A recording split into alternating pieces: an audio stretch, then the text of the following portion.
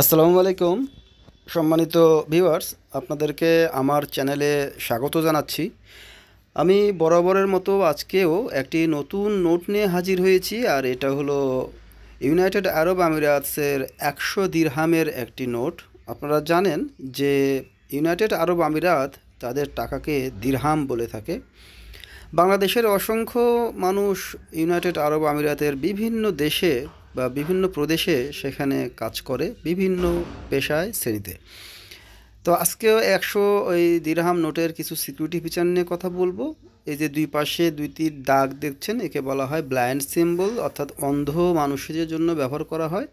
এটা colour changing একটি security feature, সবুজ বর্ণের, এবং মাঝখানে দেখতে পাচ্ছেন তাদের জাতীয় প্রতীক ঈগলের ছবি, এবং এই পাশে রয়েছে একটি সবুজ রঙের স্ট্রিপ, টাকার এফোর ওপর করে দেয়। সব দেশের টাকাতেই এরকম সিকিউরিটি ফিচার দেখা যায়।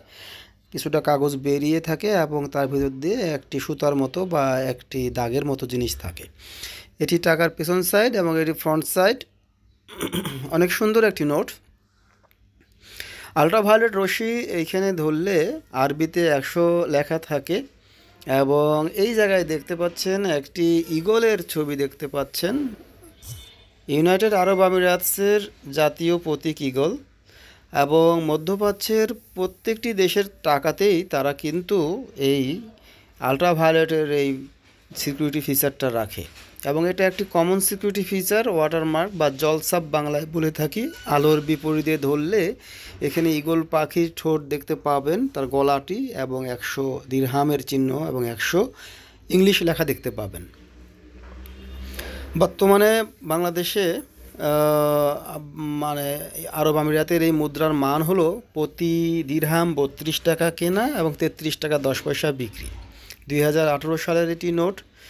বর্তমানে দুবাইতে বা আরব আমিরাতে ভিসা বাংলাদেশিদের জন্য বন্ধ আছে, অর্থাৎ ওয়ার্কার ভিসাটা সম্পূর্ণ বন্ধ। আবার কবে চালু হবে জানা নেই, তবে ইউনূস সরকার চেষ্টা করেছিল ওয়ার্ল্ড ইকোনমিক সামিটে, সে যখন আরব আমিরাত গিয়েছিল সেই দেশের শেখের সাথে তারা বৈঠক করেছে, কিন্তু আশানুরূপ কোনো ফলাফল পাওয়া যায় নাই।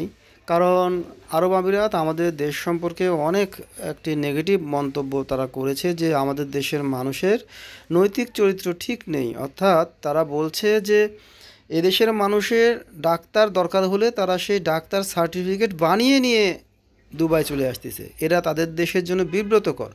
তারা বলছে যে আমরা দেখতে পাচ্ছি যে এই লোকটি ডাক্তার নয়, কিন্তু সে ডাক্তারের সার্টিফিকেট বানিয়ে নিয়ে চলে এসছে যে সে ডাক্তার। এরকম আরও অনেক বিষয় রয়েছে। তো যারা আমাদের দেশের মানুষ বিদেশে বা প্রবাসে রয়েছেন, তারা নিজের দেশের ভাবমূর্তি উজ্জ্বল করতে কাজ করবেন, এমন কিছু করবেন না যেটা দেশের জন্য খারাপ।